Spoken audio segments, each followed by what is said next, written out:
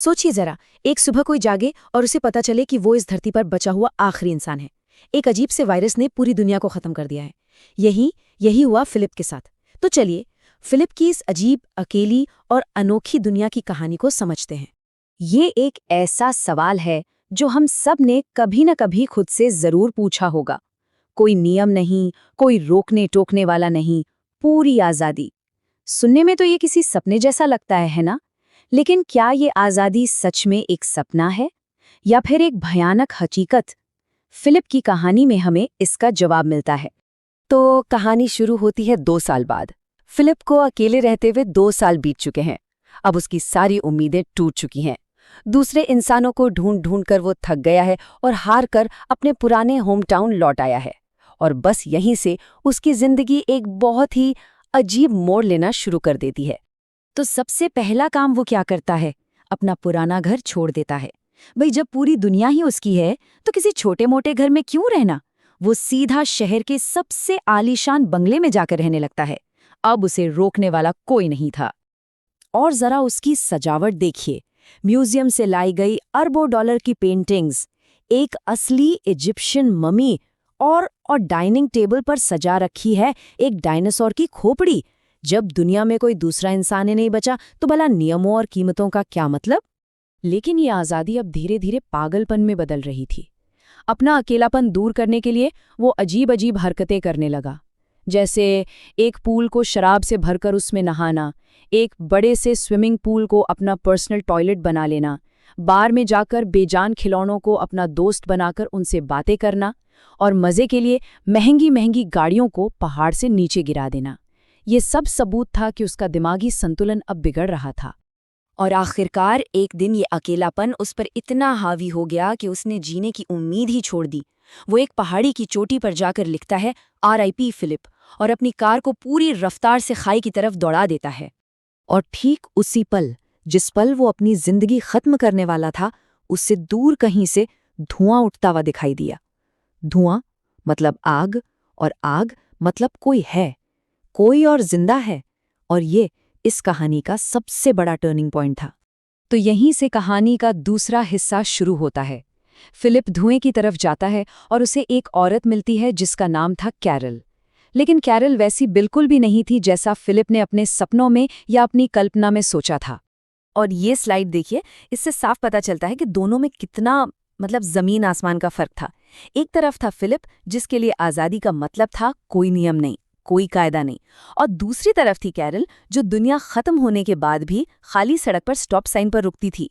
ये सिर्फ दो इंसानों का नहीं, बल्कि दो सोच का टकराव था।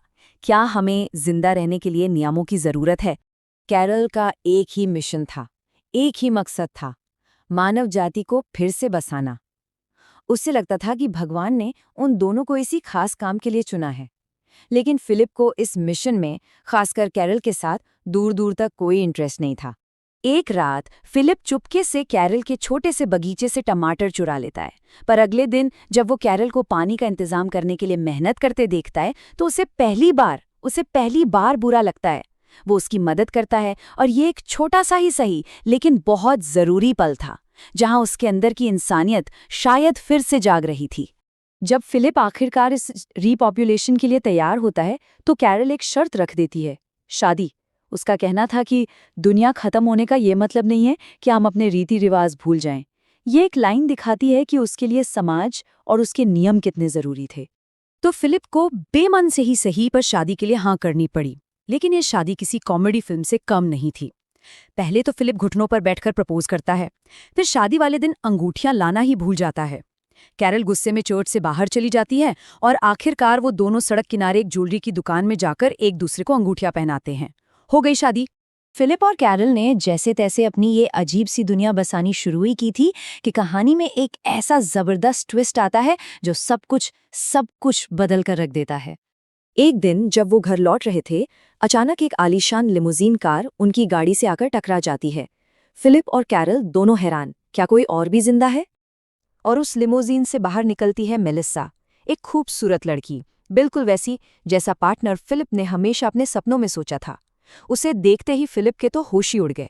और मेलिसा के आते ही फिलिप तो भाई गिरगिट की तरह रंग बदलने लगा। ये टेबल देखिए, ये साफ साफ बताती है कि वो कितना बड़ा ढोंगी था। जो दाढ़ी उसने कैरल के लाख कहने पे नहीं काटी, वो मेलिसा से मिलते ही साफ हो गई। वो मेलिसा को इम्प्रेस करने के लिए उसकी हर बात में हाँ से हाँ मिलाने लगा। अब मामला बहुत उलझ चुका था। फिलिप मेलिसा के लिए पागल था, मेलिसा भी अकेली थी, लेकिन वो फिलिप की शादी की इज्जत करती थी। और बेचारी कैरल, उसे तो इस सब के बारे में कुछ पता ही नहीं था। फिलिप अपनी इच्छाओं और गिल्ट के बीच बुरी तरह फंस गया था। फिलिप इस उलझन में फंसा ही हुआ था कि कहानी ने एक और पलटी मारी। ठीक जब लग रहा था कि हालात इससे ज्यादा नहीं बिगड़ सकते, तभी कहानी के बिल्कुल आखिर में एक और कार शहर की तरफ आती हुई दिखाई देती है। मतलब एक और इंसान जिंदा है और वो भी यहीं आ रहा है। तो कहानी हमें इन्हीं सवालों के साथ बीच में छोड़ जाती है। क्या फिलिप को वो पार्टनर मिलेगी जो वो चाहता है? ये चौथा इंसान कौन है? और अब 3 लोगों से बनी ये छोटी सी दुनिया चौथे के आने से आबाद होगी या बर्बाद?